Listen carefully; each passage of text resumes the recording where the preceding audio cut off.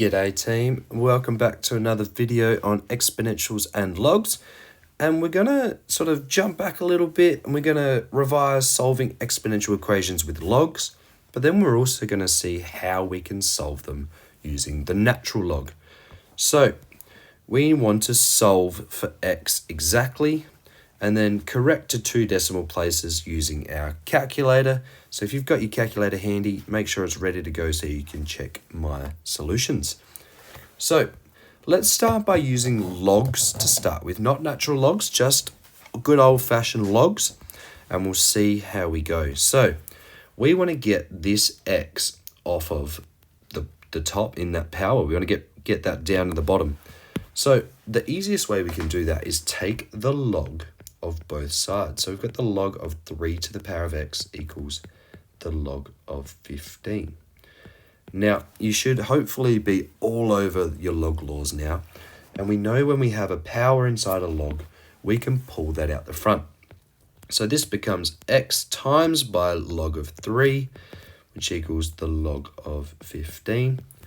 Now, we know when we're solving equations for x and they're multiplied by a number, we have to divide both sides by that number. So we're going to divide both sides by log of 3.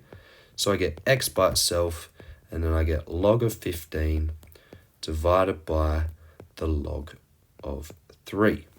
Now you've got to be careful here because a lot of people make the mistake that it's going to be log of 5. And they divide the 15 and the 3, but we can't do that. So let's put all of log of 15 divided by log of 3 into our calculator, and we want it to 2 decimal places, so we get 2.46 approximately.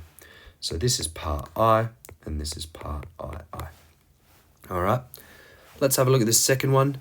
Now again, similar, we've got this little x out the front in our power, so let's take the log of both sides. So 4 on 3 to the power of x equals log of 0.1. Now, log of 0.1 is actually equal to -1. Now, if you're not sure about that, just go back to our work with logs in base 10 and you'll understand why. The left-hand side, just like we did before, we're going to pull that x out the front. So we've got x times by the log of 4 on 3. And again, we want to divide through that by that log. So x equals -1 all over log of 4/3. Now that's part I.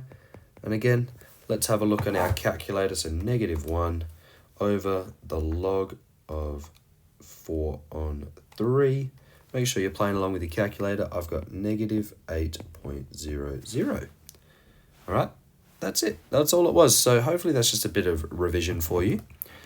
Now let's have a look at what these questions look like when we're actually putting them in terms of the natural log and natural exponents. So we're going to find x exactly with these 2 equations. So over here, it is a very similar question, but we know with logs and with base e, we need to use the natural log. So let's take the natural log of both sides. So natural log of e to the power -x on 3 plus 3 is equal to the natural log of 1. Now, it should be pretty fresh in your mind because we've just done it. The natural log of 1 is 0. And if I have the natural log and then e on the inside, I know it's just equal to my power. So I've got this just here. Now, we've got an equation. We're going to start rearranging for x. So I'm going to subtract 3 from both sides. So I get -x on 3 equals -3. Then I'm times through by -3, so x equals 9. Done. All right. Let's have a look at equation B. So I've got 32 times by e to the power -0.25 times x equals 4. First things first, let's get rid of this times by 32. So I'm going to divide both sides by 32. So I've got my -1/4 x equals 4 divided by 32, which we should all know is 1/8. All right, same tactic as we've done before because we're in this position now. Take the natural log of both sides. I'm going to start writing this as x on 4, just for a bit of time's sake, equals the natural log of 1/8. I know this side becomes negative x on 4 equals the natural log of 1/8. Now I want to get x by itself. X equals negative 4 times by the natural log of 1/8, and we're done. That is x exactly. If we put that into a calculator, probably going to come up with some decimals, and we don't want to do that because the question asks for it exactly. So you can see the processes are very similar.